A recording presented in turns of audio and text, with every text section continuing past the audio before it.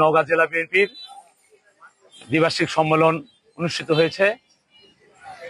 আমাদের প্রধান অতিথি হিসেবে উপস্থিত ছিলেন বিএনপির ভারপ্রাপ্ত চেয়ারম্যান, ভার্চুয়াল ভাবে উপস্থিত ছিলেন বিএনপির ভারপ্রাপ্ত চেয়ারম্যান আগামী রাষ্ট্রনায়ক জনাব তারেক রহমান।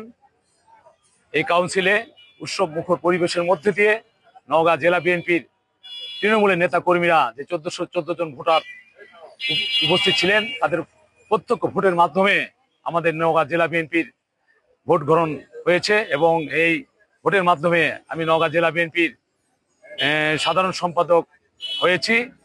আমাদের নেতা জনাব তারেক রহমান গতকাল বলেছেন যে এই যে ভোট আমাদের উৎসব মুখর পরিবেশের মধ্যে দিয়ে নিজেদের মধ্যে যে ভোটের প্রতিযোগিতা, এই প্রতিযোগিতা করতে গিয়ে আমরা আমাদের বিভিন্ন রকম ফেস্টন, ব্যানার, হ্যান্ডবিল সহ বিভিন্ন রকম যে দলের প্রচারণার জন্য যে সকল আমরা ব্যবহার করেছি, এগুলো আমাদের এই শহরে ময়লা আবর্জনা সৃষ্টি করেছে।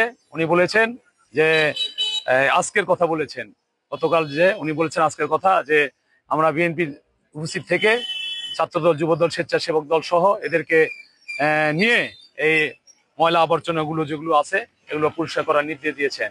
এজন্য আমি ওনার নির্দেশ পালন করার জন্য এখানে এসেছি এবং ইতিমধ্যে এই আমাদের ময়লা আবর্জনা পরিষ্কার কর্মকাণ্ড শুরু করেছি। আর প্রায় 15 বছর পর আমাদের জেলা বিএনপির কাউন্সিল গণতান্ত্রিক প্রক্রিয়ায় অনুষ্ঠিত হয়েছে। ইনশাআল্লাহ সভাপতি নির্বাচিত হয়েছেন আবু বকর সিদ্দিক নান্নু, আমি সাধারণ সম্পাদক মোহাম্মদ মামুনুর রহমান রিপন, আরো 3 জন সাংগঠনিক সম্পাদক হয়েছেন।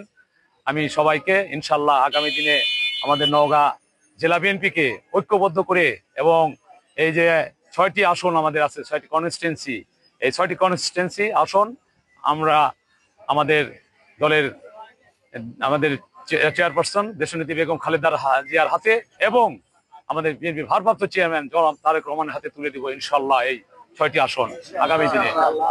সবাই ভালো থাকবেন, সুস্থ থাকবেন। আল্লাহ হাফেজ। আসসালামু আলাইকুম রহমতুল্লাহ।